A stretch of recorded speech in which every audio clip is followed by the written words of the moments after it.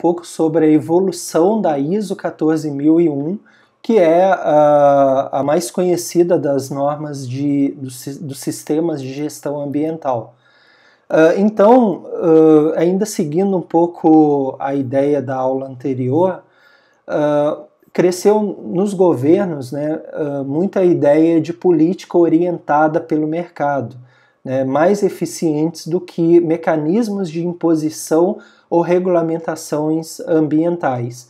Então, qual que é a ideia? Se o consumidor está exigindo mais, se há mais pressão dos investidores, dos importadores, o mercado vai se autorregular. Então, as empresas vão ter que passar a ser mais atuantes porque o mercado está exigindo isso, do que simplesmente ser uma canetada do governo. Então, essa é uma ideia que tem crescido muito, né? E quando a gente fala de meio ambiente, tem existido já muita pressão de quem compra. Por exemplo, eu tenho uma empresa brasileira e eu exporto para a Europa determinado produto. Lá eles já querem saber o que nesse produto impactou o meio ambiente. Então eu tenho, por exemplo, ter uma certificação, ou eu tenho que ter uma comprovação que mostre que eu estou fazendo o trabalho corretamente. Então, em virtude disso, as normas ambientais elas foram desenvolvidas. Por exemplo, aqui a gente tem a certificação orgânica, né? Parte ingredientes orgânicos, parte ingredientes não orgânicos, são estabelecidos pelos órgãos, né? Pelas certificadoras, os parâmetros do que vem a ser um processo produtivo ambientalmente adequado. E daí cada área vai ter a sua própria linguagem, a sua própria exigência. Se for a certificação orgânica, como a gente está vendo aqui, eles vão definir quais são os parâmetros, quais são os critérios. Se for a certificação florestal, lá é outra área, né, diferente da orgânica, e eles vão definir também os seus critérios, os critérios que eles consideram os mais adequados. Se for o sistema de gestão ambiental ISO 14001, também vão ser definidos os seus critérios.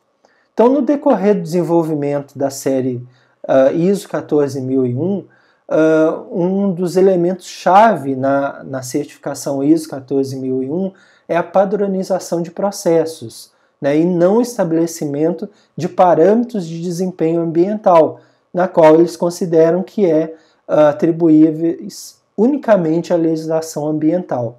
Então, se vocês se recordarem das primeiras aulas, a certificação de gestão ambiental ISO 14001 é processo, é certificação de processo, não é de produto.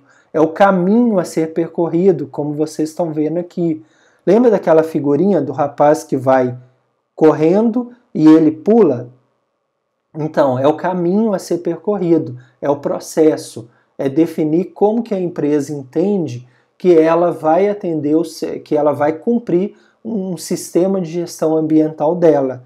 Então, se ela for um prestador de serviço, ela vai definir para a ISO 14001 quais são os caminhos que ela precisa percorrer para que ela tenha o atingimento, né, o cumprimento da sua melhoria ambiental.